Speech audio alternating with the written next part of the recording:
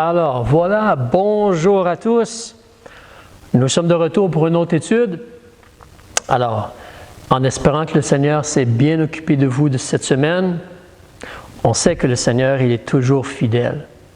Il est digne de confiance. Dieu garde ses promesses. Alléluia. On va demander au Seigneur de bénir. Père, aide-nous maintenant par ton esprit, aide-moi dans mes pensées, dans mes paroles, que l'on puisse vraiment regarder et apprendre et être aidé par tes bonnes paroles. On veut demander, Père, tout ceci afin que toi, tu sois glorifié. Et par le nom de Jésus-Christ. Amen.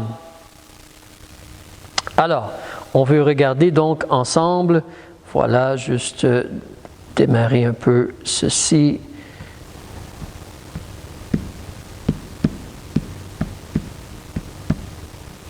Bon, désolé. Alors, donc, nous voulons parler encore des dons du Saint-Esprit et nous parlons concernant deux dons. On regarde ceci un peu en terminant sur le sujet des dons. Le don de parler une langue étrangère ou d'interpréter cette langue-là. Il y a des choses qu'on a déjà vues, on veut s'en rappeler puis bâtir un peu sur cela. Premièrement, comme tu vois dans tes notes, c'est quoi le don de parler en langue? En réalité, c'est le don de pouvoir, avec l'aide de l'Esprit de Dieu, parler une langue que nous ne connaissons pas, mais une langue qui existe, une langue qui est connue sur la terre. Ou peut-être aussi le don d'interpréter cette langue-là quand on parle du don d'interpréter les langues. Alors, c'est une langue qui est humaine, qui est connue. Ce n'est pas comme une langue d'ange ou un baragouinage ou des syllabes qu'on ne peut pas comprendre, qui n'ont pas de bon sens. Ça, ce n'est pas parler en langue. Ce n'est pas le don de parler en langue. Ce sont des langues humaines connues. On a un excellent exemple, Actes chapitre 2.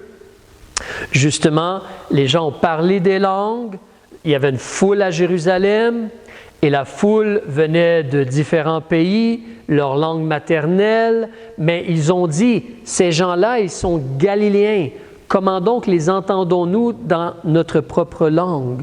L'Esprit les a aidés à parler une langue qu'eux ne connaissaient pas, mais qui était connue par les gens qui étaient dans la foule. Et cela était pour avoir l'attention des gens. Pour avoir l'attention des gens. On va en reparler, mais deuxièmement, donc, alors premièrement, c'est une langue humaine connue. Deuxièmement, pourquoi le don de parler en langue a-t-il été donné? C'est un signe pour les incrédules, surtout comme les Juifs.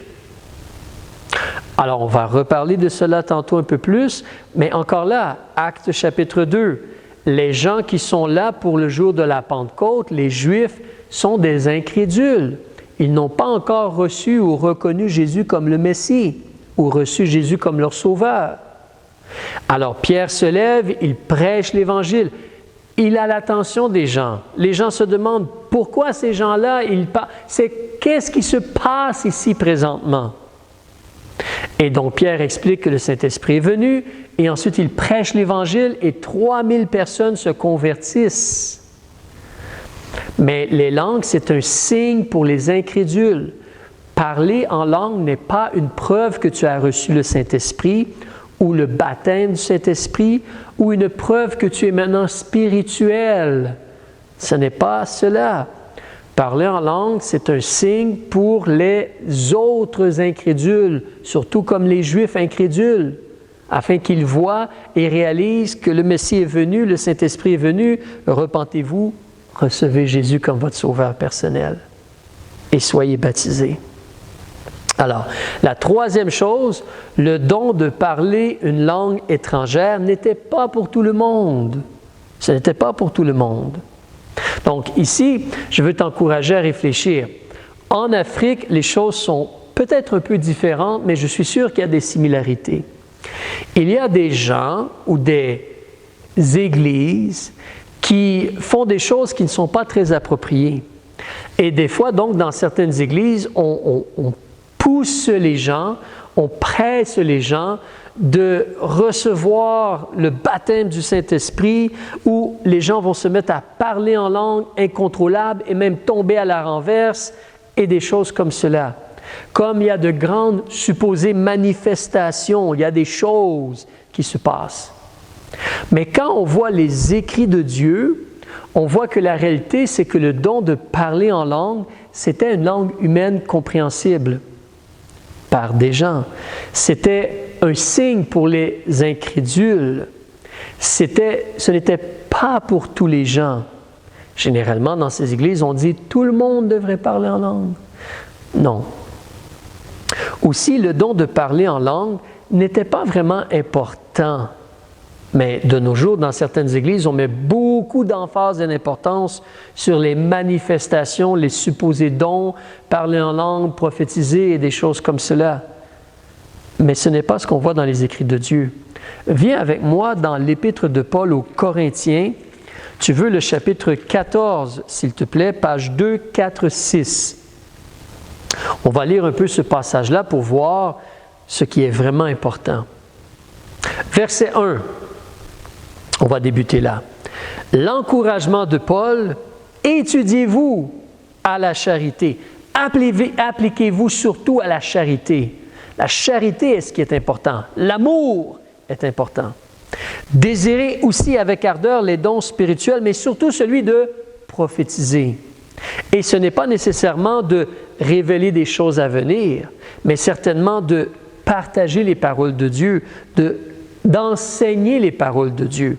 Alors encore aujourd'hui, ce qu'on fait surtout, nous ne révélons pas de nouvelles choses. Nous ouvrons le Nouveau Testament ou la Bible et nous enseignons, nous montrons les paroles de Jésus et nous les enseignons aux gens pour qu'ils soient sauvés et pour qu'ils grandissent dans la foi. Alors, donc surtout désirez le don de prophétiser.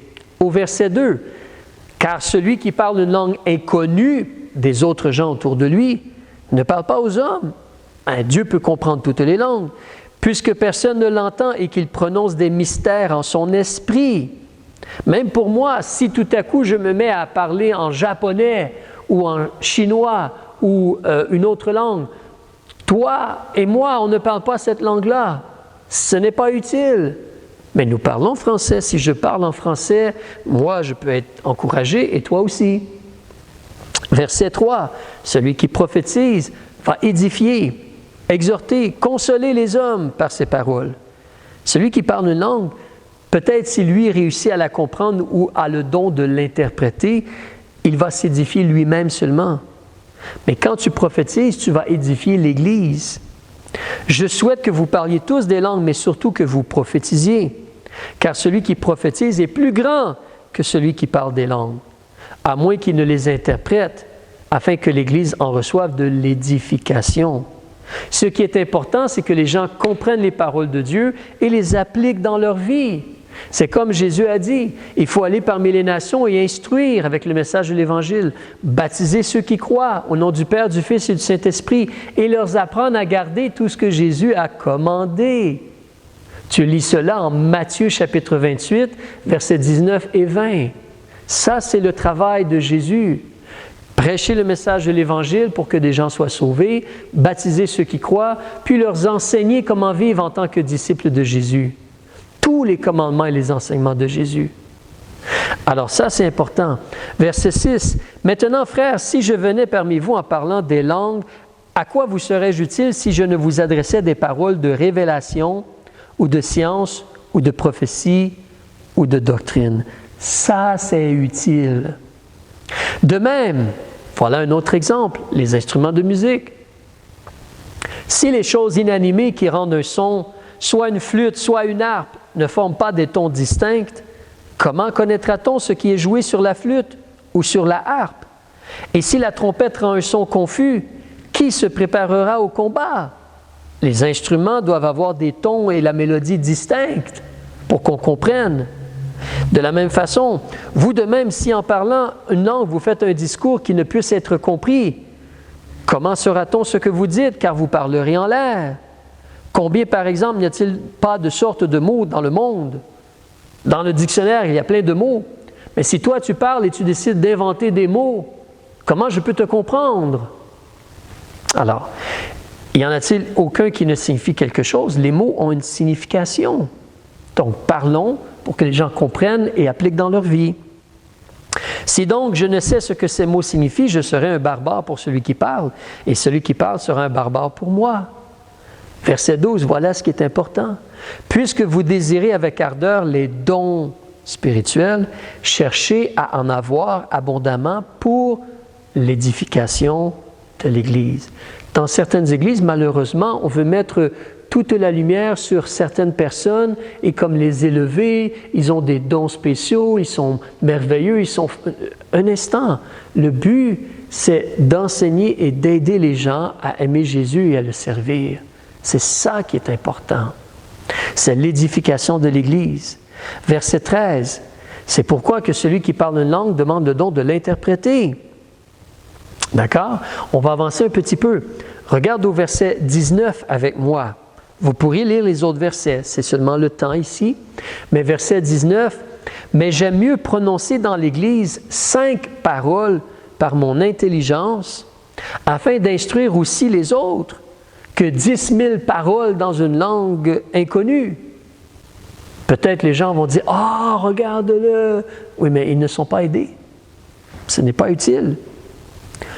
Verset 20, « Frères, ne devenez pas des enfants qui ne connaissent pas ou ne comprennent pas quant au jugement.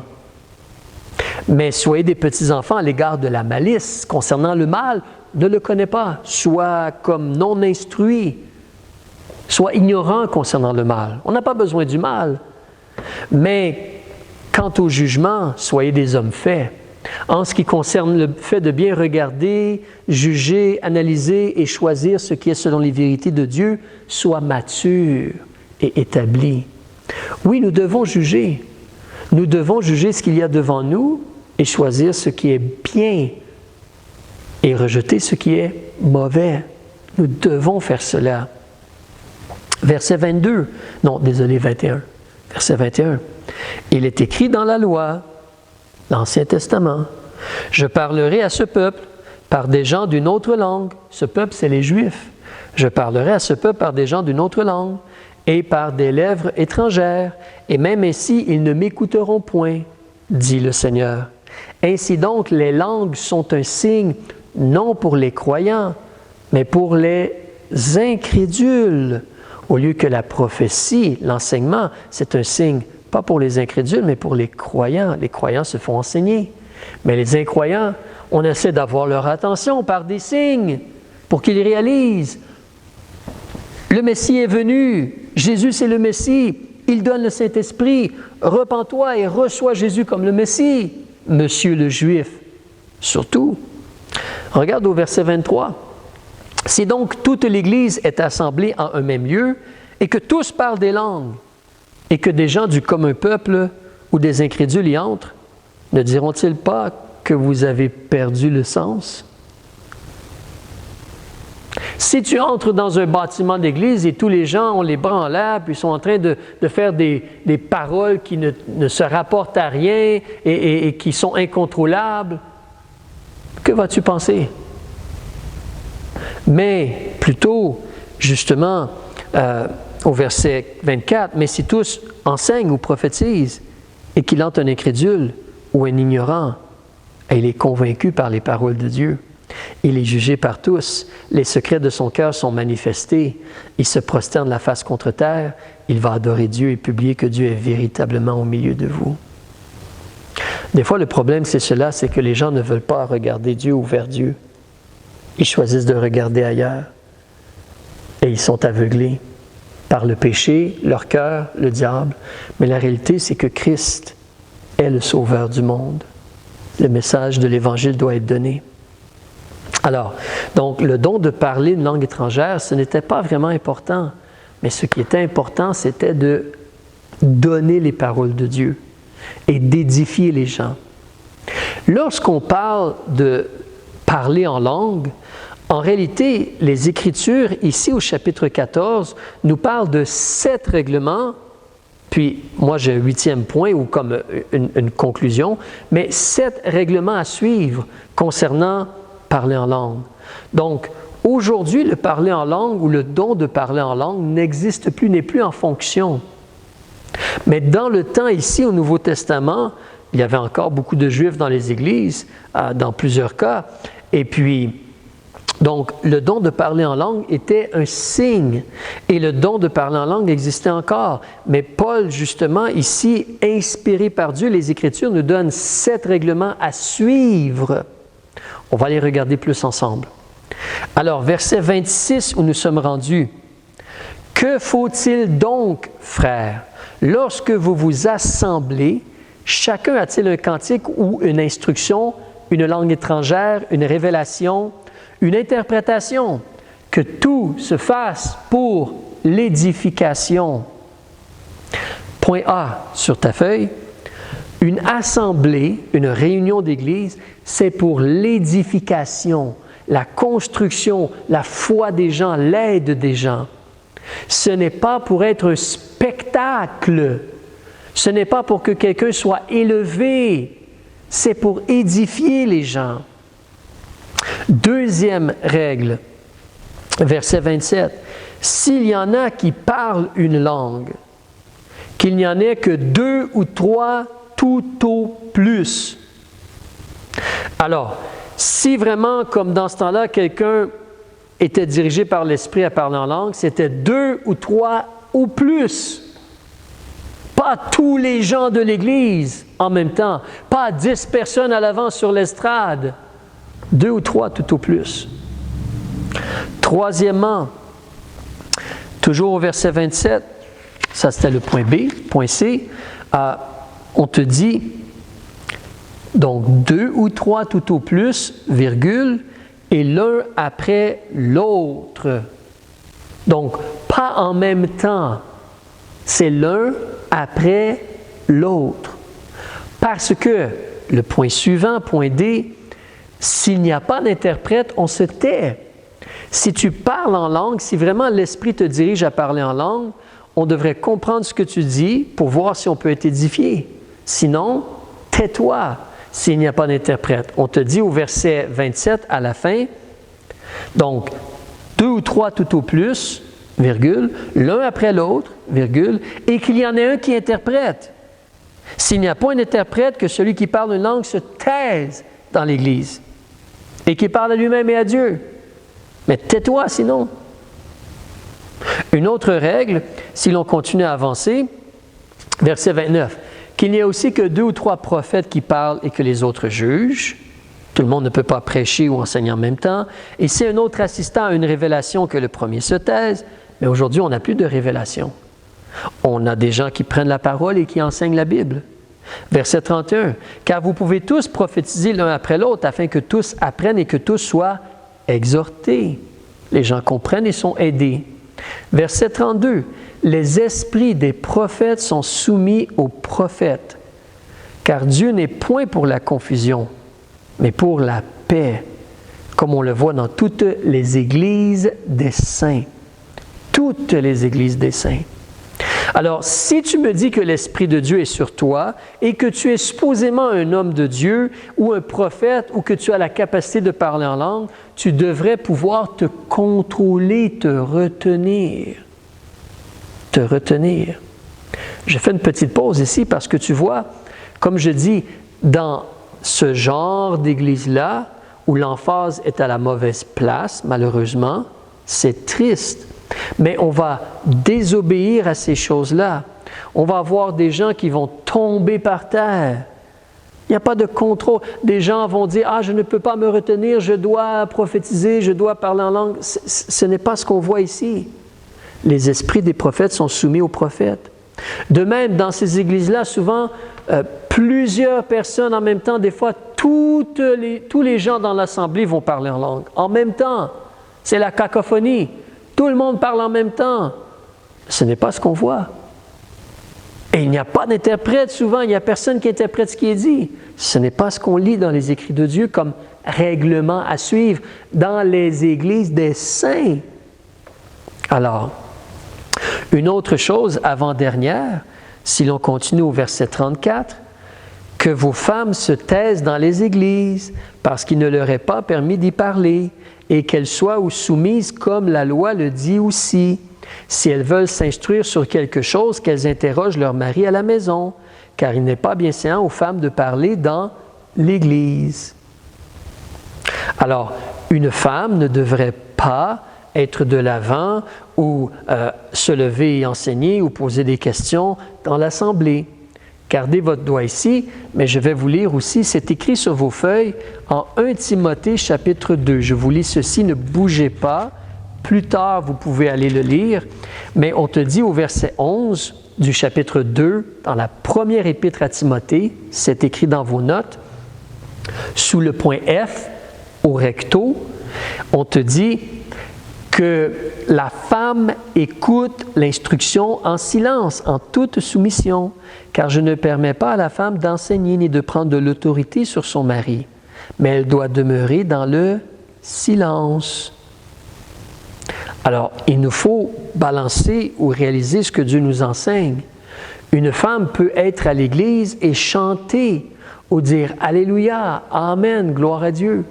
Même il y a des occasions où une femme peut partager son témoignage à l'avant. Mais une femme ne peut pas être pasteur et elle ne peut pas enseigner, comme enseignent les hommes, enseigner l'assemblée.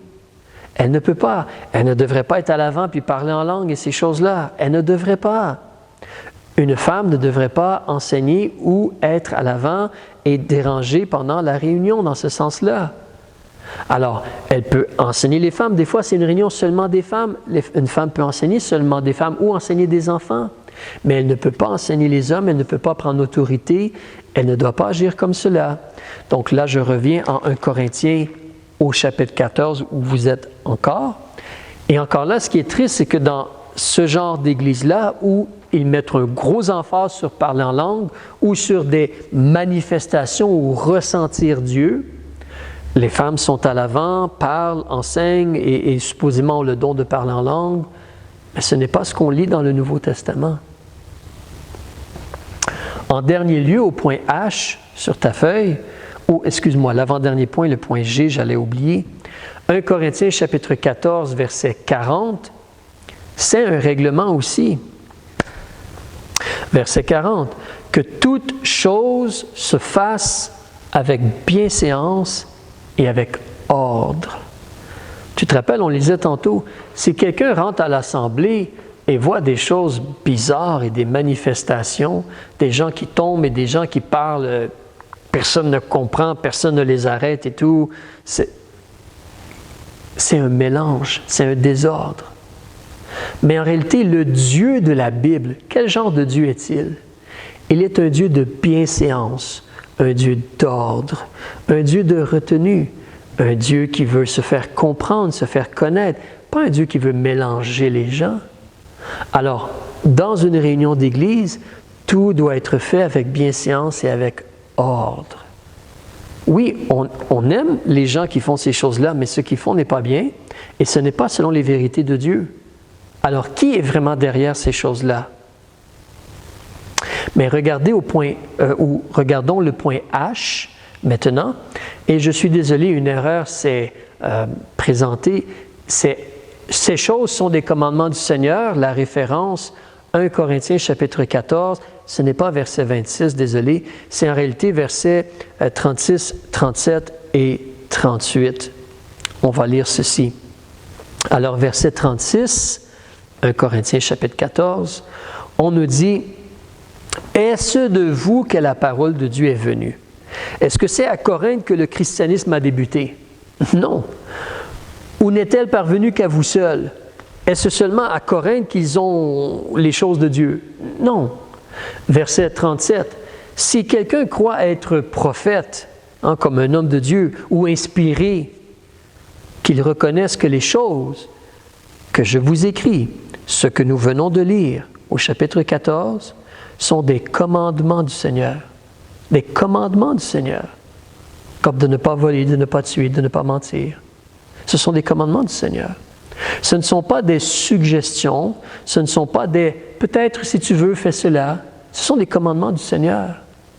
Une Église du Seigneur veut suivre les commandements du Seigneur. Donc, pour l'Église à Corinthe, attention. Mais aujourd'hui, le don de parler en langue n'est plus en service.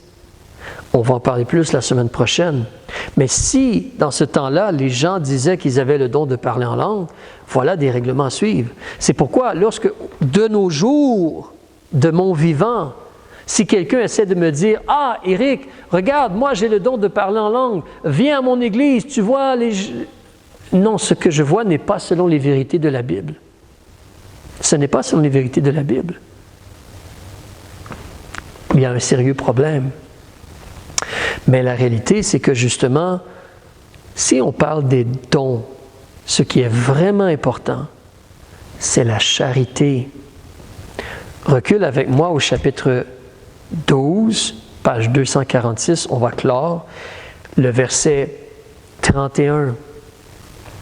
Paul te dit, chapitre 12, verset 31, page 246, dans le haut de la page, « Or, désirez avec ardeur les dons les meilleurs, et je vais vous montrer une voie encore plus excellente. » La voie plus excellente, le chapitre 13, c'est le chapitre de l'amour. La chose la plus importante, c'est l'amour.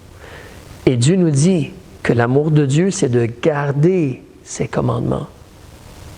Une autre chose qui est très importante aussi, c'est de vouloir édifier les gens dans notre Église, de vouloir des dons qui vont vraiment édifier les gens dans notre Église.